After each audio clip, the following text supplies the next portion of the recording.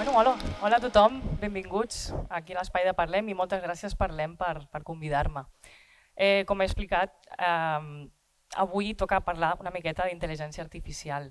Crec que és un tema que ens preocupa i ens ocupa una miqueta a tots. I el meu objectiu en el dia d'avui és que sortiu d'aquesta sessió sapiguent una miqueta més d'intel·ligència artificial. Ho faré des de el més senzill que pugui.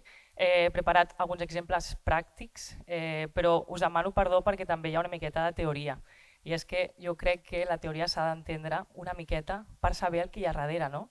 Perquè deixi de ser una capsa negra, no? Que no sabem el que està passant allà dins, sinó que comenci a ser a poc una capsa grisa, no? Que puguem entendre tots. Però m'agradaria, per trencar una miqueta el gel i per conèixer una miqueta el públic que ha vingut avui, és fer-vos una pregunta, i és qui de vosaltres utilitza la intel·ligència artificial en el vostre dia a dia? Podeu aixecar la mà.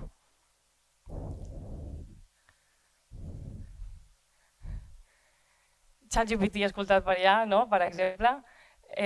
Veig molt poques mans aixecades i el meu primer missatge d'avui és dir-vos que feu servir intel·ligència artificial des de fa molt de temps, no des d'ara, des de fa 3 anys. Per exemple, quan poseu una direcció al Google Maps, l'algoritme que hi ha darrere fa servir intel·ligència artificial, fa servir dades de la teva ubicació, dades dels usuaris que s'assemblen a tu, per poder fer un càlcul el més aproximat possible al lloc on has d'anar amb el menys temps possible. Per exemple, també quan feu una búsqueda a Google, i no sé si ho heu notat, però quan poseu les 3 primeres lletres, ja Google està predint el que tu has de buscar després. Això, quan parlem de prediccions, sempre hi ha una intel·ligència artificial al darrere. Google sap on ets, sap el teu perfil, les teves dades, les búsquedes que sols fer i les búsquedes que fan també usuaris semblants a tu, per la qual sap calcular amb una predictibilitat bastant alta quina és la búsqueda més probable que tu vols fer en aquell moment tapejant aquelles lletres. Però també hi ha exemples de que potser no ho estem fent servir nosaltres, però ho estan fent servir sense donar-nos compte nosaltres. I és, per exemple, en aquests supermercats, que cada cop més, i aquí a Espanya ja n'hi ha algun, que estan fent servir preus dinàmics per posar els preus dels productes. Aquest preu dinàmic no hi ha ningú posant-lo ja darrere de manera manual, sinó que és un algoritme també d'intel·ligència artificial, més concretament de machine learning, i aquest és el primer terme que llenço aquí però que després explicaré què és exactament.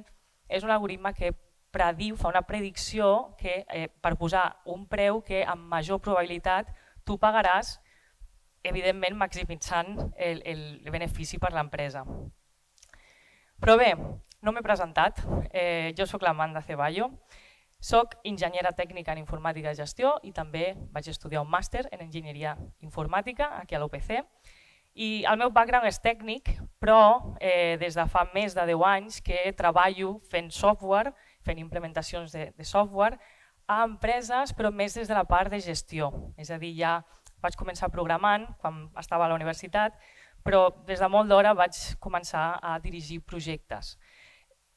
Actualment treballo a Shiseido, no sé si coneixeu Shiseido, sí? Cosmètica japonesa.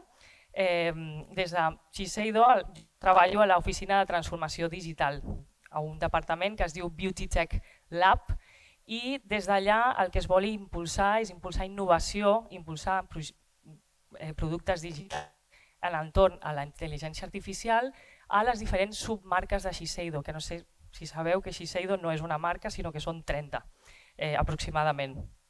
Però bé, el meu recorregut és una mica divers i jo crec que perquè em conegueu una miqueta abans d'entrar en el tema us explicaré que vaig començar realment treballant en una empresa americana.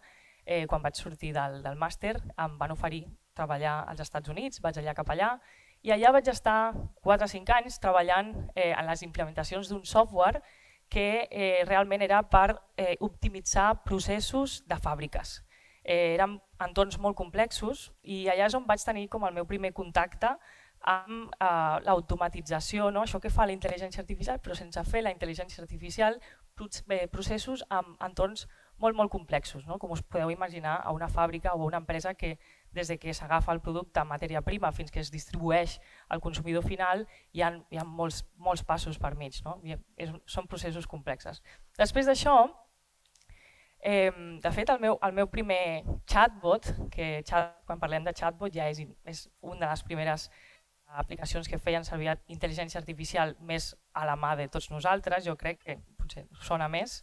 El meu primer chatbot el vaig fer el 2018 a l'AXA, l'empresa d'assegurances, i era un chatbot que automatitzava la manera en la que els clients demanaven una grua, no? Tenien un accident a la carretera i en comptes de trucar per telèfon i estar 20 minuts esperant a que li agafessin el telèfon i després fer tota la sol·licitud de la grua, era un chatbot que es reduïa molt aquest temps en el que tu la demanaves. Llavors, els nostres objectius des del punt de negoci era reduir els temps d'espera de les trucades de telèfon, reduir el número de trucades que acabaven arribant als call centers i, per tant, millorant l'experiència d'usuari. Aquests chatbots molt aviat van ser voicebots. El 2019 vaig treballar amb el meu primer projecte en el qual hi havia una maquineta telefònica, no? A més de la plataforma de conversació, hi havia un telèfon en el qual es feia la traducció de veu-text, text-veu, per comunicar-nos amb els clients a través d'una centraleta telefònica. No havien d'obrir l'app. Bé, després de Shiseido vaig estar uns anys també treballant a la Fira de Barcelona, que segurament la coneixeu ben bé tots. De fet, el Mobile World Congress té lloc la setmana que ve. Jo allà vaig estar aproximadament també 4 o 5 anys. La meva posició era cap de serveis tecnològics i responsable de seguretat. I bé, a Fira era un entorn, jo el descric com molt curiós, perquè era un entorn amb molt d'estrès en moltes ocasions, perquè, com bé sabeu, s'acolleixen en els salons que es fan a la Fira molts assistents en molt poc temps. En 4 dies, 100.000 visitants. Es diu ràpid, però és molt. Des d'allà vam començar a integrar aplicacions que feien servir intel·ligència artificial, com és el Face Recognition, que és la màquina que ara té una camareta, quan tu entres al mobile i et fa el reconeixement facial per tu poder entrar. Això és un motor, el que té darrere és un motor d'intel·ligència artificial. Però bé, la meva posició actual realment és, com us deia, a Shiseido. Ara mateix em trobo entre Barcelona i Japó, jo tinc l'equip dividit entre Tòquio i Barcelona, llavors viatjo 3-4 vegades l'any cap allà, però dirigeixo l'equip des d'aquí.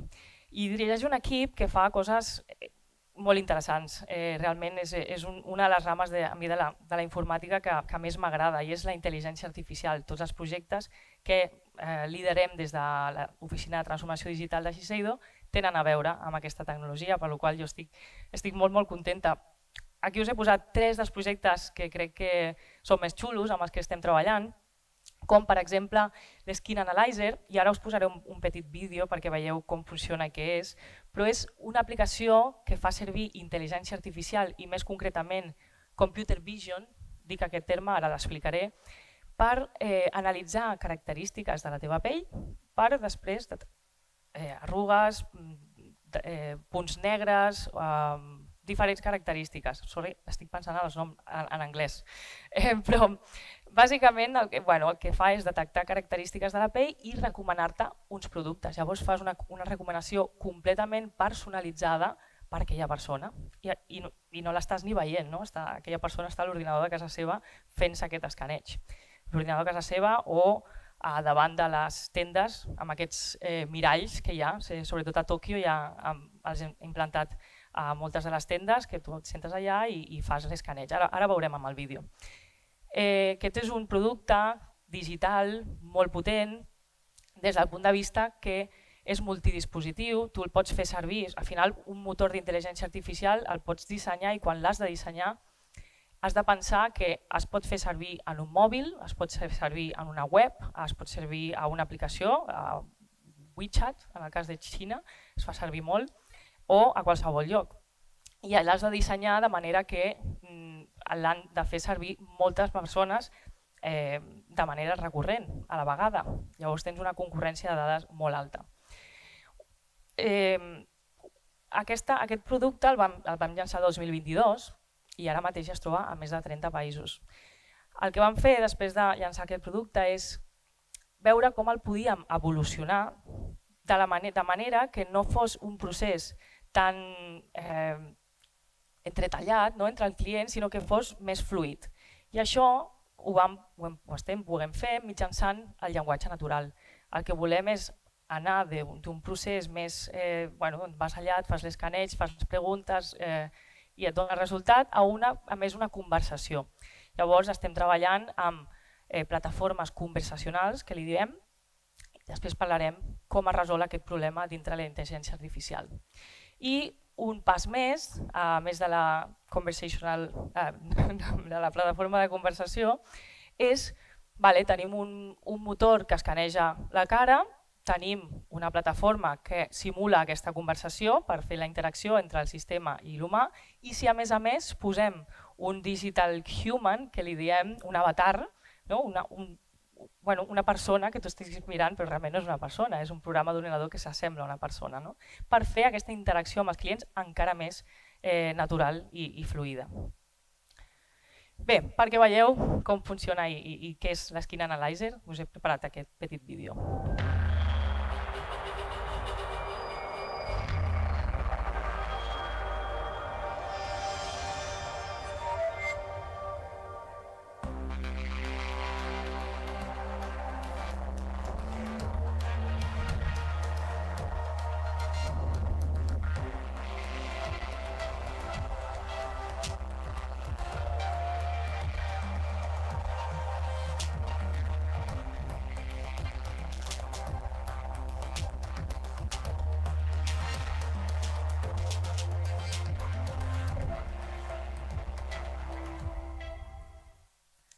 Bé, aquest és el Magic Mirror que us deia, és com un mirall, realment és una pantalla.